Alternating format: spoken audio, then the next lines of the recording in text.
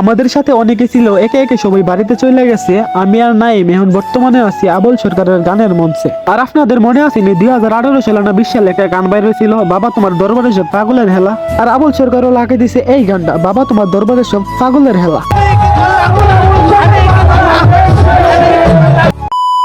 আজকে আমরা ভাই ব্রাদার অনেকগুলো মিলে যাইতাছি একটা মাজারের মেলার উদ্দেশ্যে। কোন মাজার কিসের মেলা সম্পূর্ণ ভিডিওটা দেখলে বুঝতে পারবেন যাইতাছি আমরা কে এবং কারা কারা। তো এই মাজারের মধ্যে মেলা থাকে প্রায় 3 দিন। প্রথম দিন আমাদের তেমন যাওয়া হয়নি, দ্বিতীয় দিন যাইতাছি আমরা সবাই মিলে একসাথে।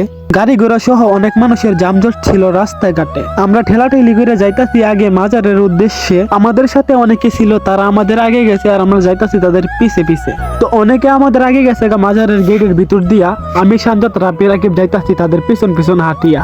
আমাদের সাথে ছিল নাইম, যে দিছি এখন আপনাদেরকে হাই, সে কিন্তু আমার কাছের এক ছোট ভাই। কথা কইতে কইতে আই পড়ছি বীরগাঁও নুরুশা বাবার মাজারের গেটের ভিতরে। আমাদের সাথে যারা আইছিল, যারা ভিড়ের মধ্যে চলে গেছে আগে, আমরা একজন একজন করে তাদেরকে বিচারতাছি, দেখি কে কারে আগে বিচারা বাই করতে পারে। আর আজকে এই মাজারের মেলাতে আইসা আমাদের অনুভূতি একেবারেই অন্যরকম। আমরা এই মাজারের উদ্দেশ্যে যাদের সাথে আইছি, এত মানুষের ভিড়ে তাদেরকে খুঁজে পাইতাছি না, তাই হয়ে গেছি একটু ইমোশন। এখন আবার এদিকে রাব্বি রাকিব সানজাদ সাথে আরো 2 জন, তারা করে দিয়েছে টিকটক শুরু, কারণ তারা হইতাছে আমাদের ব্রাহ্মণবাড়িয়ার কিছু মানুষের টিকটকের গুরু। আর এদিকে মাজারের দিকে ছায়া দিহি অনেক সুন্দরভাবে দিছিল ডেকোরেশন কইরা, কি সুন্দরভাবে ডেকোরেশন করছে লাইটিং দিয়া, চোখ নিয়ন জানান থেকে ফিরাইয়া। রাব্বি নিতেছে ডিজিআই অ্যাকশন 4 দিয়া ডন শটের ভিডিও। আর বিশেষ করে আমাদের সবার একসাথে মাজারে যাওয়ার উদ্দেশ্য হইতাছে আজকে রাব্বির জন্মদিন ছিল। 22 মজার ব্রিজের মধ্যে রাব্বির জন্মদিনের কেক কাইটটা তারপরে আমরা সবাই একসাথে চলে এলাম ব্রাহ্মণবাড়িয়া জেলা নবীনগর থানা বীরগাঁও ইউনিয়নের বীরগাঁও নুরুশা বাবার মাজারে। পরে আমরা অনেক ভাই ব্রাদার একসাথে থাইকা পরে 2-3 গ্রুপে চলে গেলাম মাজারটা ঘুরা দেখবার লাইগা। আমি রবিউল নাইম যাইতাছি আমরা একসাথে। একটা হুজুর আমাদের ক্যামেরা দিকে মোহর মধ্যে আঙ্গুলটা কি করলো বুঝলাম না আমি নিজে।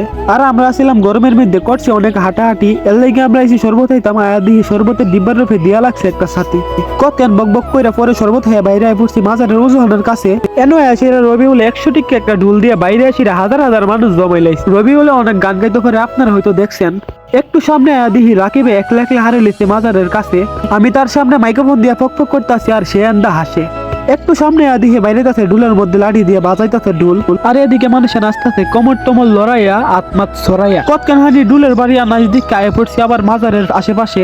আর মাজারের আশেপাশের লাইটিং গুলো অনেক সুন্দর ছিল আর অনেক সুন্দর করে লাফাইতাছে। একলা একলা ঘুরতাছি আর দেখতাছি ভিডিও করার ফাইনে কোনো টপিক, কোন ধরনের টপিক না পাইছি আবার ঘুরতাছি একলা একলা। আর এদিক দিয়ে মাজারের সহ মাজারের আশেপাশের লাইটিং গুলো দিকটা হয়ে গেছে গা মুগ্ধ। আর বীরগাঁও নুরুশা বাবার মাজারে না এলে বুঝতেন না কত ধরনের মানুষ নুরুশা বাবার ভক্ত। এদিকে আবার বাউল সম্রাট রবিউল 100 টাকা ঢোল দিয়ে করতেছে গান বাজনা। পরে আমরা বাউল সম্রাট রবিউলের মুখ থেকে 100 টাকা ঢোল দিয়ে অনেকগুলো গান শুনছি। আবার আবার বড় সরকার আবুলের গান শোনার লাগে গানের আসরে আয়া পড়ছি। গানের আসরের ভিতরে আয়া দিয়ে অনেক মানুষের ভিড়, মানুষ তো গান পাগলা। গানের আসরের ভিতরে না এলে বুঝতাম না আবুল সরকারের গান শোনার লাগিয়া আইসি কত ধরনের ফকির। আমাদের সাথে অনেকে ছিল, একে একে সবাই বাড়িতে চলে গেছে। আমি আর নাইম এখন বর্তমানে আছি আবুল সরকারের গানের মঞ্চে। আর আপনাদের মনে আছে 2018 সালে না 20 সালে একটা গান বাইর হয়েছিল, বাবা তোমার দরবারে সব পাগলের হেলা। আর আবুল সরকারও লাগিয়ে দিছে এই গানটা, বাবা তোমার দরবারে সব পাগলের হেলা।